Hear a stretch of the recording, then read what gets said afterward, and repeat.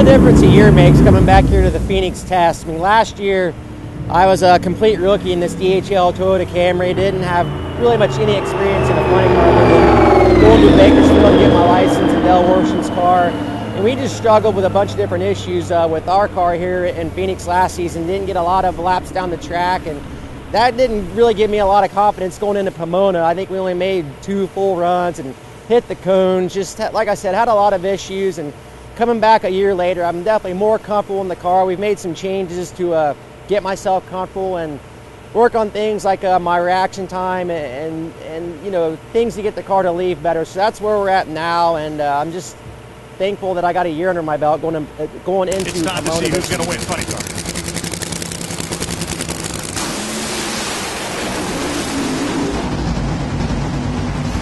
It's going to be and is J.R. Todd. That's the 16th driver to win in both Top Fuel and funny car. Look at the smile. The biggest lesson I learned driving a funny car compared to the dragster is they're so unpredictable. I mean, I feel like a dragster, you kind of know what to expect over time, and you can get in there and really get after that thing. And you still got to have respect for a dragster, but funny car, you get in there, take your hand up the wheel to pull the parachute down track like you would in a dragster. And I learned the hard way, like that's a big no-no. Almost hit the wall here at the Phoenix race doing that, because they get down track, they'll put out a couple cylinders, and next thing you know, you got your hands full, and you got one hand over here reaching for the parachute.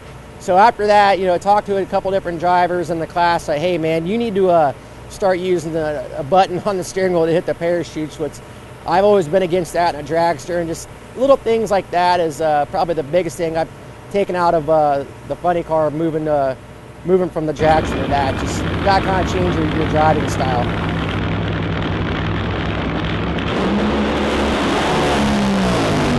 Picked up on anything this test session that you probably wouldn't have picked up on last year?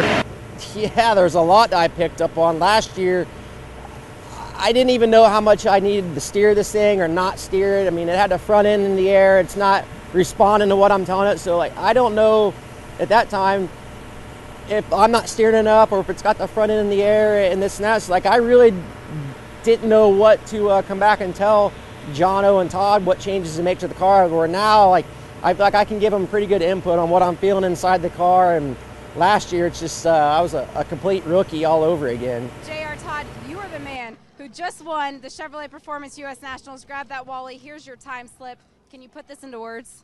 This is unbelievable. I mean, the way we started out the season, you tell me we won Indy, I'd say there's no way that's going to happen. But, man, I've been dreaming of this since I was a kid.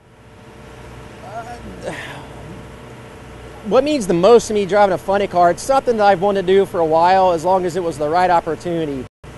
And, you know, following Del Worsham, I'm not trying to follow in his footsteps at all, because those are some huge shoes to fill.